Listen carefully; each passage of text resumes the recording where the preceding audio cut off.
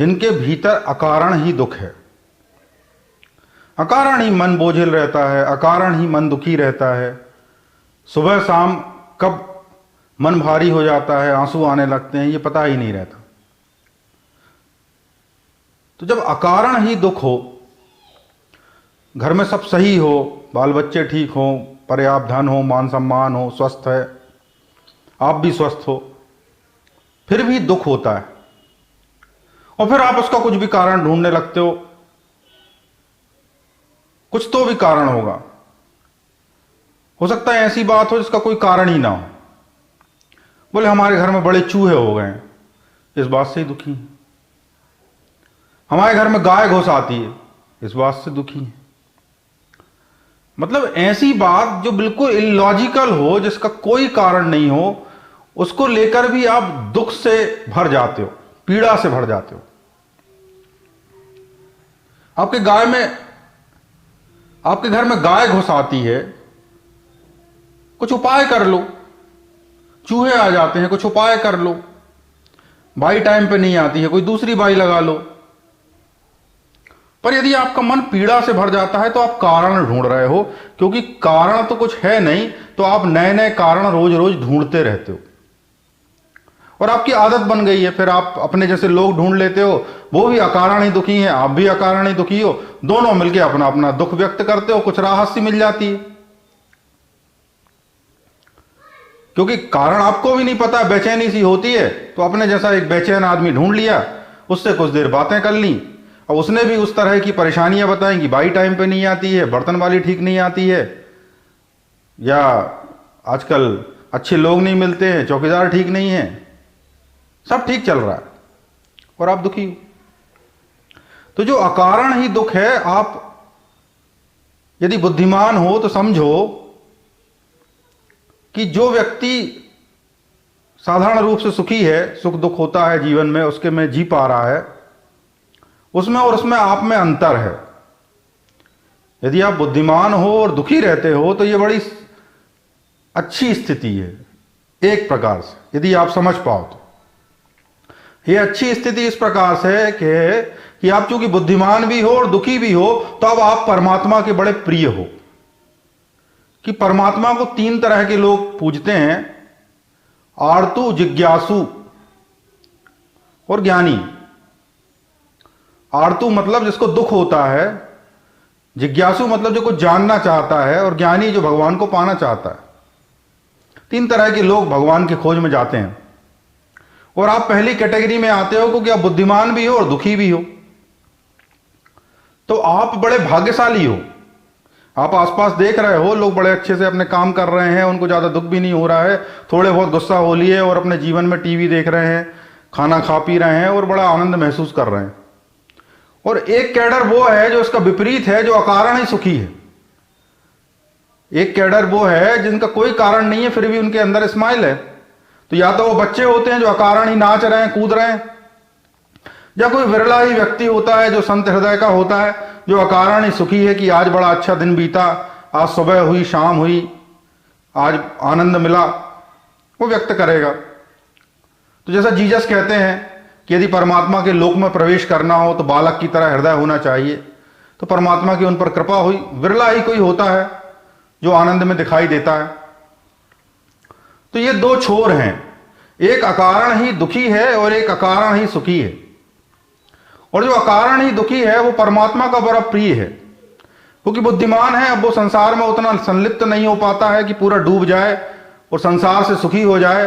तो परमात्मा ने उसे बुद्धि भी दे दी और थोड़ा सा दुख भी दे दिया, अब वो दुखी रहने लगता है। अब यदि कहीं से भाग्य की वर्षा हो और वो परमात्मा की तरफ बढ़ ले, तो उसके जीवन में सबसे बड़ा जो प्लस पॉइंट है, वो दुख के पास खड़ा हुआ है। पहली बात तो उसे ईश्वर प्रिय लगेगा, दूसरी बात वो बुद्धिमान है तो वो ईश्वर की खोज में आगे बढ़ेगा।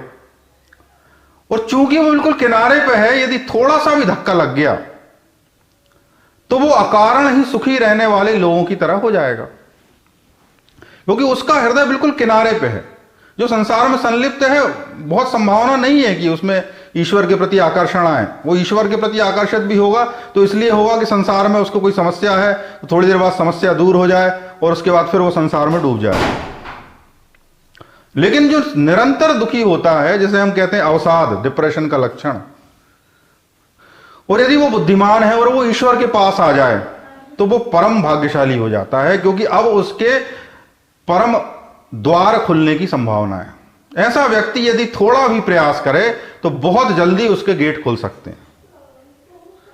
और उसकी बुद्धि का सबसे अच्छा उपयोग ही यही है कि वो अपने दुख से बाहर आ जाए, क्योंकि इससे अच्छा अवसर नहीं मिलेगा। अभी तुम बुद्धिमान भी हो, घर में धन भी है, अभी तुम दुखी भी हो, अब तुम्हारे पास सारे गुण हैं जो एक भक्त में होने चाहिए। क्यों? क्योंकि अब तुम करुणा से पुकार सकते हो कि हे प्रभु मुझे इस पीड़ा से बाहर निकालो, क्योंकि तुम बेहोश नहीं हो, तुम्हें कुछ दिख रहा है, वो दिख रहा है तो तुम्हें पीड़ा होती है क्योंकि तुम संलिप्त नहीं हो पाते हो। फिर तुम जो छोटे छोटे कारण ढूंढते रहते हो कि घर में चूहे हैं, घर का इंटीरियर ठीक नहीं है, दीवार की डिजाइन ठीक नहीं है, फोटो ठीक नहीं लग रही है, ये घड़ी ठीक नहीं है, ये फर्श साफ नहीं है, ये जो छोटे छोटे कारण है तुम इनको हटाओगे, कहना छोड़ो इनको। कोई ना कोई और कारण है जो मेरे चित्त को इतना व्यथित कर देता है, मुझे इतना दुखी कर देता है, क्योंकि वो दुख आपको ही दिख रहा है और कोई तो उस दुख को समझ नहीं पाएगा। तो आपकी यदि चित्त की ऐसी ये दशा है तो आप भाग्यशाली हो, पहली बात तो ये समझें। और इस दिशा में थोड़ा थोड़ा आगे बढ़ने का प्रयास करें, हिम्मत ना हारें, क्योंकि इतने लोगों ने सुख प्राप्त किया है, आपको भी प्राप्त हो जाएगा। एक कदम बढ़ाने की देर है और आपको भी सुख प्राप्त होने वाला है। पर वो एक कदम बढ़ाने में आप हो सकता है ये पूरा जीवन लगा दो, और यदि पुनर्जन्म होता होगा तो अगला जीवन भी लगा दो। और यदि आज ही एक कदम बढ़ा लिया तो वो द्वार दूर नहीं है, उस द्वार को खटखटाना है, खटखटाओगे, वहां से आप शुरुआत करोगे, आप एक हाथ बढ़ाओगे, परमात्मा 1000 हाथ बढ़ाएगा और धीरे धीरे आप उस दिशा में बढ़ने लगोगे जहां सुख का द्वार है। और ठीक वही स्थिति, वही घर, वही बच्चे, वही सम्मान, वही संपत्ति, उतनी ही स्थिति में आप उस सुख के द्वार तक पहुंच जाओगे, केवल एक एक कदम बढ़ाते हुए। इतना कठिन नहीं है दुख से बाहर आना, पर आपको एक कदम आगे बढ़ना होगा, क्योंकि आज एक कदम बढ़ेगा तो कल फिर एक कदम और बढ़ेगा, परसों एक कदम और बढ़ेगा, और फिर आपको वहीं पहुंचना है जहां आप हो, जहां आप हो सकते हो। और आप क्या हो सकते हो? आप वही हो सकते हो जो हो, लेकिन आपको वो मंजूर नहीं है जो है। जो भी है आपके जीवन में वो आपको मंजूर नहीं है, आपकी मंजूरी नहीं है, कंसेंट नहीं है, इसलिए दुख है। और जिस दिन आपकी कंसेंट हो गई उस दिन आपके जीवन में सुख है कि जैसी तेरी मर्जी, और फिर उस दिन से आपके जीवन का एक नया द्वार खुल जाएगा। तो ये बीच का जो कालखंड है, जो दुख से बाहर निकलने की प्रक्रिया है, यही संघर्ष है। इसे आप छोटा मोटा संघर्ष मत समझिए, क्योंकि जो व्यक्ति उस स्थिति में पड़ा होता है और जिस स्थिति तक उसे पहुंचना होता है, उसके बीच में इतना भारी गैप होता है कि हो सकता है कि कई कई जन्म लग जाए, या कई कई जन्म नहीं तो ये पूरा जीवन लग जाए। अपार संघर्ष होता है, लेकिन यदि एक एक कदम बढ़ा जाए तो वो संघर्ष कब पूरा हो जाएगा आपको पता भी नहीं चलेगा। और जिस दिन आपके जीवन में वो द्वार खुलेगा कि आज मेरे जीवन के बादल हटे और मेरे जीवन में वो सुगंध आई, उस दिन आपको ये याद ही नहीं रहेगा कि आपने कितना संघर्ष किया, क्योंकि अंत भला तो सब भला।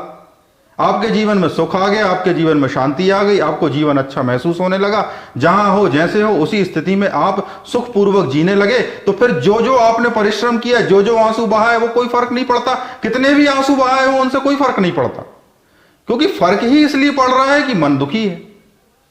और जब मन का दुख जो है, जो बादलों की तरह है, जो आपके ऊपर छाया हुआ है, जिस दिन वो हट गया और उसके भीतर जो छुपा सौंदर्य है, जो आपका अपना है, आप अत्यंत सौंदर्यवान हो, आप अत्यंत बलवान हो, आप अत्यंत बुद्धिमान हो, जो सारे गुण छुप गए जिन बादलों से, जिन घने बादलों से, वो सारे के सारे गुण प्रकट होने लगे।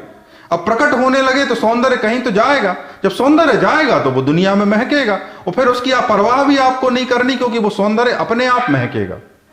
जहां भी अतिरिक्त ऊर्जा होती है, बल होता है, श्रेष्ठता होती है, ज्ञान होता है, सौंदर्य होता है, वो महकने लगता है और वो बटने भी लगेगा, और ये होना ही है। और आप इसी के लिए बने हो, इसलिए आप इतने दुखी हो, क्योंकि कुछ होना है आपके जीवन में, कुछ वो मुकाम जो आपके जीवन में हो सकता है, वो होने की आप में संभावना है। मन बार बार दुखी होता हो, समझना आप परमात्मा के प्रिय हो, इसलिए दुखी होते हो, वरना दूसरे लोग तो दुखी ही नहीं है। उनको तो इतना भी मौका नहीं मिला कि वो दुखी रह सकें। वो तो अपने जीवन में व्यस्त हैं, मस्त भी नहीं है, व्यस्त हैं।